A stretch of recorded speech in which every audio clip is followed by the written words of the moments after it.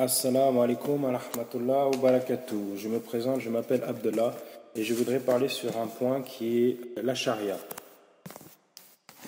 Donc tout d'abord, avant de commencer, je voudrais faire des invocations.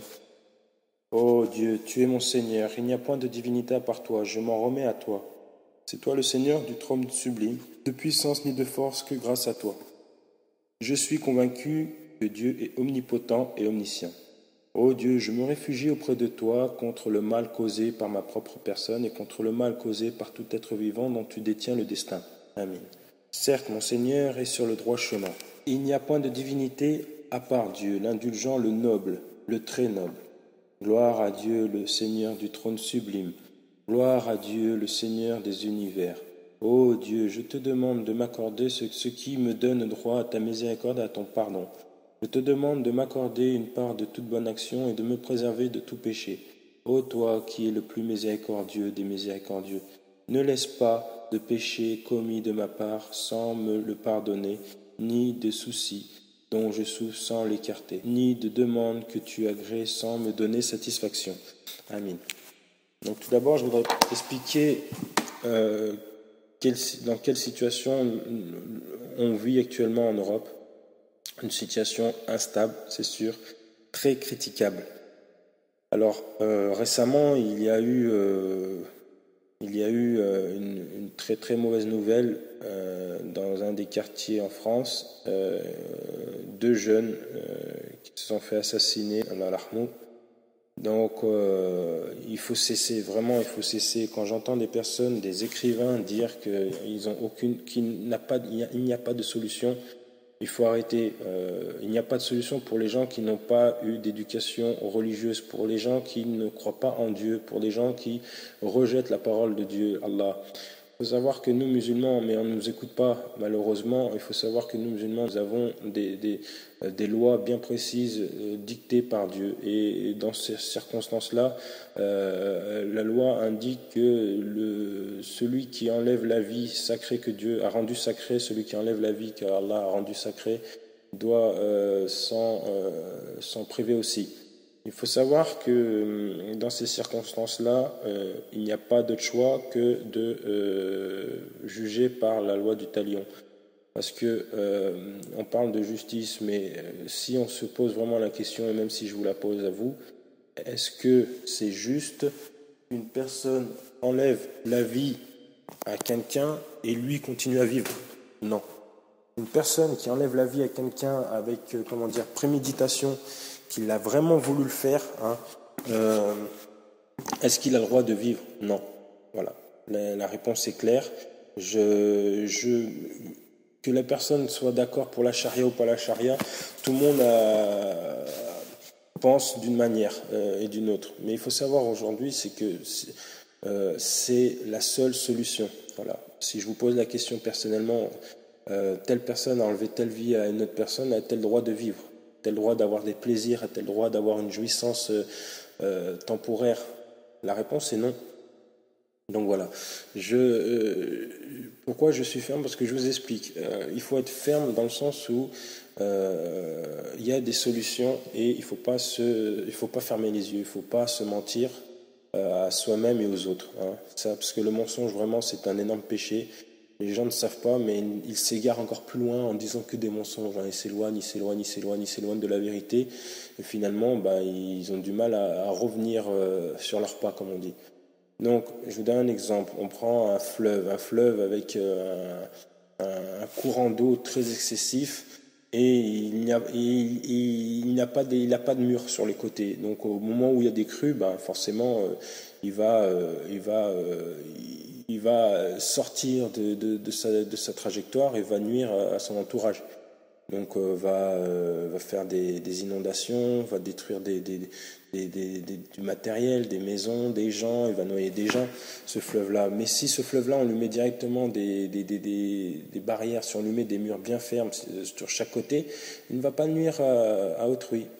Donc c'est ça, il ne faut pas dépasser les limites, il y a vraiment des interdictions qui doivent être interdites et qui doivent être sévèrement punies dans le sens où si les gens le franchissent, c'est interdit, ils n'ont plus le choix que de payer cher. Donc je prends un exemple, un voleur, on lui coupe la main. Vous allez me dire, oui, mais c'est vraiment criminel, barbare de couper la main à un voleur. Oui, mais bon, on vit dans une société où les gens vivent de moins en moins en sécurité, de moins en moins en confiance en eux. Ils vivent toujours avec la peur à l'estomac. Il y a des personnes qui tombent malades par rapport à ça. Comme on dit, se font du mauvais sang. Comment dire, on vit dans une certaine spirale, dans une certaine prison quelque part, parce que même à l'extérieur, même en liberté, on n'est pas en sécurité. Tiens, je vais pas aller à l'école étudier parce que je risque de me faire assassiner. L'autre, il va dire, tiens, je sors pas de chez moi parce que je risque de me faire assassiner. Donc, l'évolution de la société, si vous voulez, elle va que en dégraissant, en dégradant. Pour qu'une société va bien, pour que comment dire, l'économie fonctionne très bien aussi, il faut qu'il y ait une grande, il faut que ce soit comme une grande équipe, que ça soit bien avec confiance, qu'il y ait des lois où les gens craignent les lois, parce qu'aujourd'hui les gens détournent les lois, craignent pas les lois. À part ceux qui ont une conviction certaine que Dieu les juge actuellement et les jugera plus tard, donc, et paieront aujourd'hui et demain, et il vaut mieux payer tout aujourd'hui que demain, je vous le garantis. Allah dit aussi dans le Coran qu'il a créé des djinns et des hommes voués qui sont destinés à l'enfer. Il leur a donné des yeux mais ils ne voient pas, il leur a donné des cœurs mais ils ne comprennent pas, il leur a donné des oreilles mais ils n'entendent pas. Donc voilà, vraiment, c'est très très important de revenir à la base originale, c'est-à-dire la parole d'Allah. La parole de Dieu ne change pas, c'est-à-dire que les commandements sont toujours les mêmes. Hein, et il ne faut pas oublier que de tuer, c'est vraiment le crime, le péché, comment dire, original, c'est vraiment le péché condamnable, punissable. Aujourd'hui, l'islam condamne ça, et comme c'est des musulmans qui ont subi ça, et je ne pense pas que les criminels soient des musulmans, parce qu'en islam, on ne nous apprend pas à ôter une vie que Dieu a rendue sacrée sans justificatif, si vous voulez, dans le sens où justifier, je dis, vous allez me dire, oui, mais enlever la vie, c'est injustifiable. Oui, c'est sûr, mais dans les cas où on se fait agresser, c'est reconnu même dans les lois des hommes, on peut se défendre, d'accord, légitime défense. Mais voilà. Donc vraiment, vraiment, vraiment, si on peut cesser tout ça, parce que si je vous donne des exemples sur des pays qui nous entourent, il ne faut pas oublier qu'on est dans la même planète, on est dans la même terre, on est dans le même bateau, entre guillemets. Et si les hommes se croient plus forts que Dieu, et si, ces gens-là sont voués en enfer, mais si ils veulent pas admettre la vérité, ils veulent pas admettre que c'est ça qu'il faut suivre. On a des exemples de pays dans le monde qui sont vraiment des exemples à suivre, hein, vraiment, vraiment, vraiment, dans beaucoup de points de vue. Je prends l'exemple, par exemple, en Europe. Si on prend les pays comme l'Espagne, l'Angleterre, la France et tout ça, l'Allemagne, l'Italie et tout, en criminalité, on dépasse les 50%, alors que dans les pays comme l'Orient, comme le Royaume d'Arabie Saoudite, ça dépasse pas les 0,32% de criminalité. Donc vous pouvez voir la différence qu'il y a entre 50% et 0,32%. Vraiment, j'insiste sur ce chiffre-là parce que c'est quoi? C'est les gens vivent en sécurité, les gens vivent bien, et bon, c'est l'Europe, il y a des magnifiques pays, il y a une organisation, il y a une propreté, il y a beaucoup de choses qu'il n'y a rien à dire, il n'y a rien à contredire. Mais point de vue sécurité, point de vue vie, point de vue liberté, point de vue toute chose, on est vraiment arriéré. Vraiment. Voilà. Dans le sens où on prend un exemple. Si demain un voleur vole, il sait qu'on lui coupe la main. Il va peut-être en avoir un qui va voler. Et c'est lui qui va donner l'exemple aux autres. C'est-à-dire, voilà, j'ai volé, on m'a coupé la main. Hein, donc on lui coupe la main gauche. Et voilà, donc il est l'exemple pour tout le monde. Et les gens, quand ils vont voir ça, ils vont dire, mais attends, mais si moi je vole demain et que je me fais attraper, c'est ce que je risque. On m'enlève une main. Donc après, l'homme, il est quand même assez intelligent. Il va tout de suite dire, il va peser le pour et le contre. C'est-à-dire, je vais voler une voiture, je vais voler de l'argent, je vais voler du matériel. Et puis moi, après, on va me voler quoi? On va me voler ma main. Donc il va vite faire le choix, il va stopper son action, sa malice, son calcul, il va stopper. Donc on aura peut-être quelques personnes avec la main coupée, mais ces personnes-là, encourageront les autres à ne pas voler. Donc on pourra vivre dans un pays comme on voit au Moyen-Orient, des magasins pendant l'heure de la prière qui restent ouverts, pendant plus d'une demi-heure qui restent ouverts et qu'il n'y a pas d'objet qui disparaît. La personne qui a son magasin peut partir tranquillement. S'il a oublié de fermer son magasin ou si quoi que ce soit, il sait qu'il risque rien. Donc dans son cœur, il est en paix. Et avec la société, avec les gens qu'il rencontre, il vit en paix. Donc il y a une harmonie. Et cette harmonie-là, en Europe, on ne pourra jamais y arriver tant qu'on ne votera pas cette loi-là, la loi de la charia, la loi du talion, c'est-à-dire œil pour œil, dent pour dent. Pourquoi ? Parce que demain, si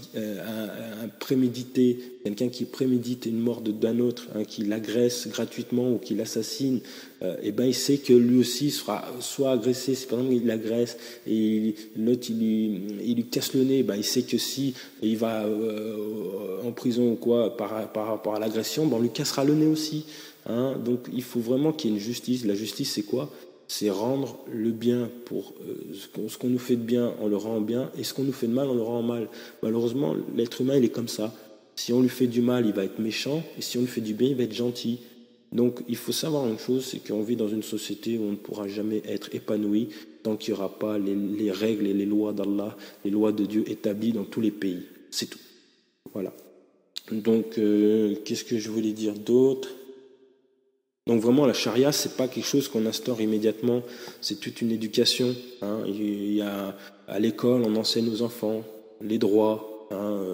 Si il vole, c'est pas que de la prison et puis après il ressort, c'est pas que des amendes et puis après il paye, puis après c'est bon. Non, ça on lui coupe la main. C'est toute une éducation. C'est s'il tue quelqu'un en ayant voulu le tuer, son droit est simplement aussi de mourir. Voilà. Parce qu'il n'a pas le droit d'enlever une vie sacrée. Voilà, c'est tout ce que j'avais envie de dire. Et par rapport à ces deux jeunes qui sont morts, qui sont musulmans et qui sont convertis à l'islam, Mashallah, Allah al-Rahmou, vraiment pour eux, faire la justice, ça serait quoi ? Ça serait que les criminels payent la condamnation capitale, c'est-à-dire qu'ils payent le prix de leur vie. Voilà. Alors qu'ils se suicident, qu'ils font ce qu'ils veulent. En attendant, ils n'ont pas le droit d'avoir des plaisirs de manger, les plaisirs de se réveiller, de dormir, tous ces plaisirs de jouissance temporaire qui est donné par Dieu. Ces gens-là n'ont pas le droit de les avoir. Clair, c'est ça. Bon, je pars un peu dans l'extrême,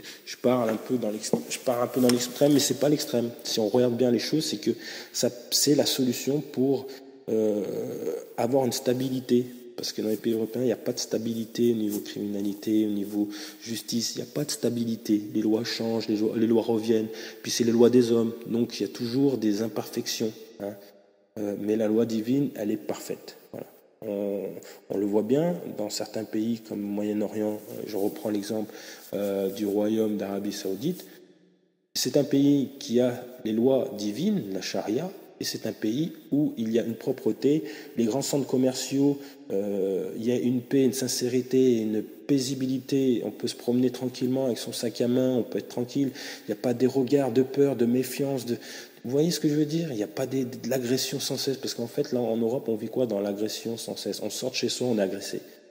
Soit par le regard des gens qui nous montrent qu'ils ont peur, soit le regard des gens qui nous montrent qu'ils nous envient, soit le regard des gens qui nous montrent qu'ils sont plus forts, qui ont plus d'argent. Bref, c'est une guerre sans cesse interminable.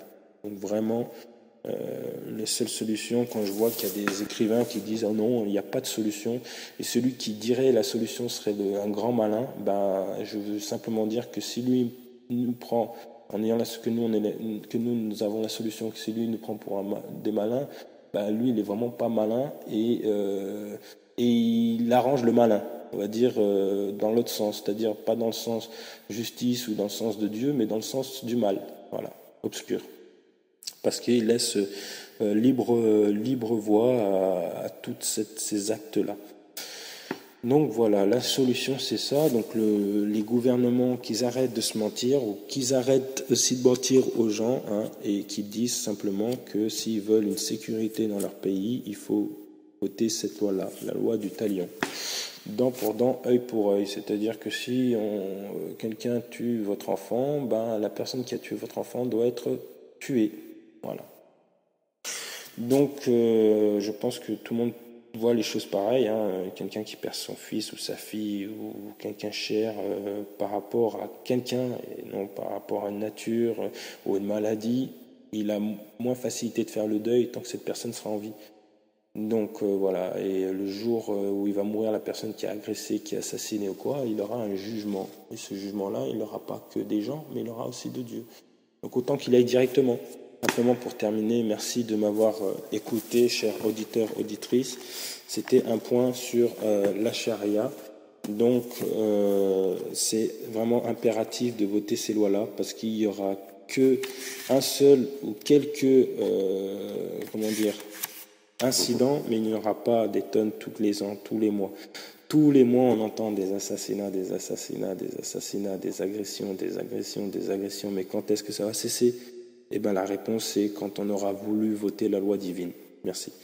Donc, pour finir, gloire et louange à Dieu, je témoigne qu'il n'y a point de divinité à part toi. J'implore ton pardon et me repens vers toi. Amin. Salam alaikum wa rahmatullah wa barakatuh.